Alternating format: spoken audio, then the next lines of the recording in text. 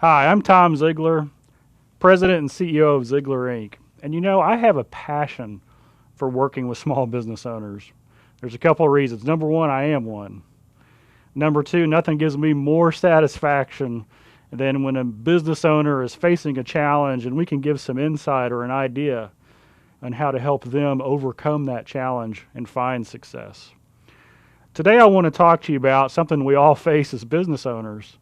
And that's that nagging thing on our insides that where we wonder, are we making a good decision? If you're like me and you've been in business for a while, you have made that decision in the past. And then after a few months go by, you look up and you go, you know what? I wish I'd never made that decision.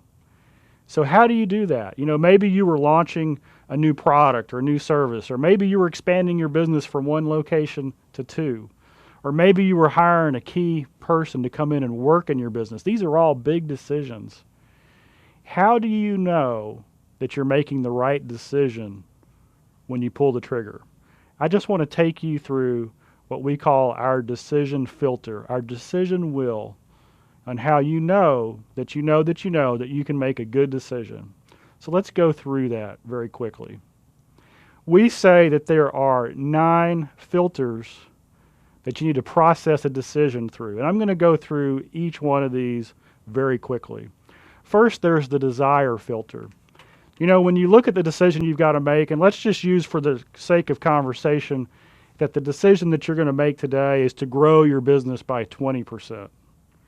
You've already got your business plan in place, you've got your life goals in place, and you know that by growing your business, you're going to help achieve those things that you have off in the distant future.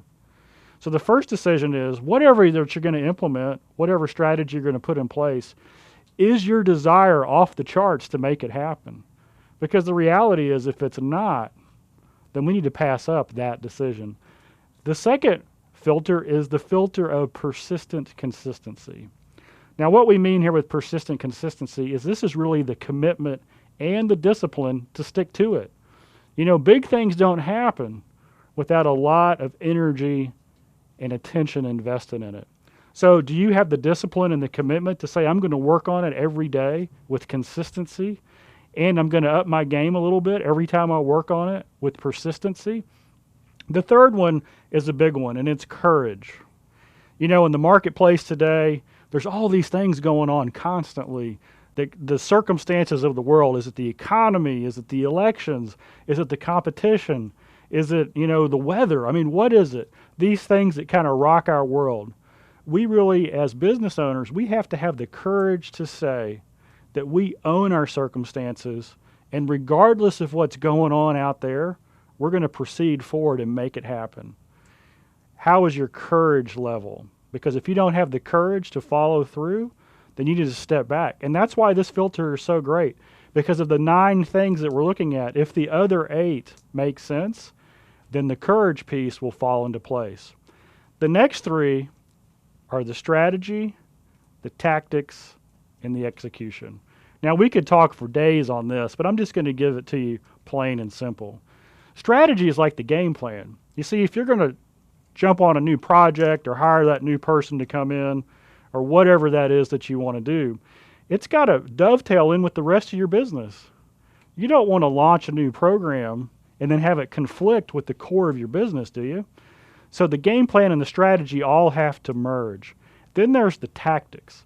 The tactics are the specific steps that you take to implement it in a way that it gets done. It's running the play. And then, of course, there's the execution.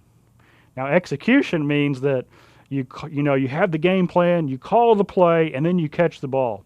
I had the privilege of attending an Australian rules footy game when I was there last time. That was pretty cool. I've never seen such talent to be able to kick a ball directionally to somebody on a dead run and have them catch it on the dead run. And there's strategy involved, I'm sure of it, where you've got the right players in the right position to execute that. But if the ball isn't caught or if it's kicked to the wrong place, there's no execution. So not only do you need a game plan and the skills to get it there, but you actually got to catch it. Those are those 3: strategy, tactics, and execution. And then there's the last 3: Knowledge assets. Let's talk about that for a second. You've got to have the knowledge to make it happen. Now, what is the difference between knowledge and knowledge assets? It's simple. Knowledge is what you bring to the table. Your assets are everybody that you know or can resource who can bring their knowledge to the table to make you have all the assets that you need. So it's okay, for example, if you don't know all the answers. It's not okay if you don't know all the answers and you don't know who does. The next two are accountability, and this one is often overlooked.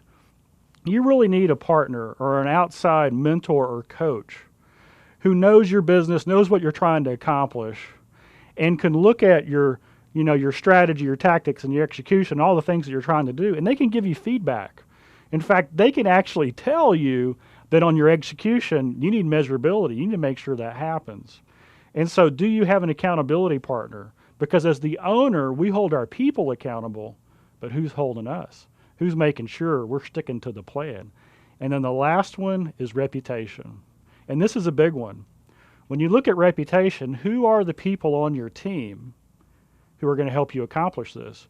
Did you realize they all bring their own reputations to the table?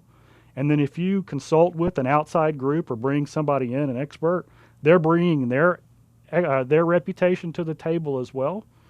Now, when you have all these filters and you start processing your decision through that, the decision starts to become easier to make. Let's look at what that looks like. Well, the first thing you do is you want to create what we call a decision wheel.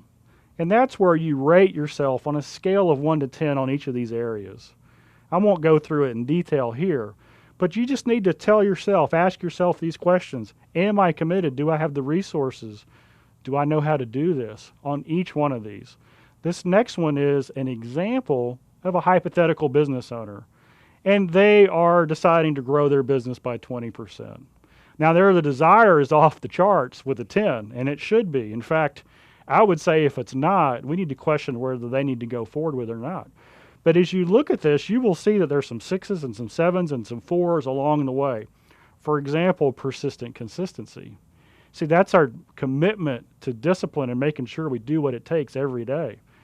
The reality is some days it's going to be a 10, and some days it's going to be a 5.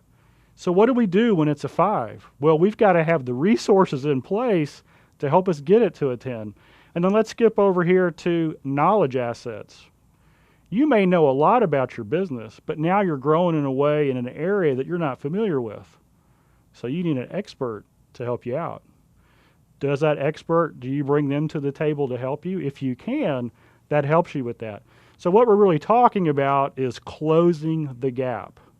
That shaded in area, that is simply the areas in your decision wheel where you've got to close the gap. You've got to ask yourself that real simple question. Can I close the gap on my own? And if not, who can I partner with to help me close the gap? Other team members, a friend, a coach, a mentor, all of those are reasonable resources. So let's make this simple as we wind it down. When you look at all these filters, there's really 3 categories of filters. There's the first 3, desire, persistent consistency, and courage. You see, those are all attitude filters. That's me. I'm the boss. I own this thing. It's my deal to make happen. I take ownership on it.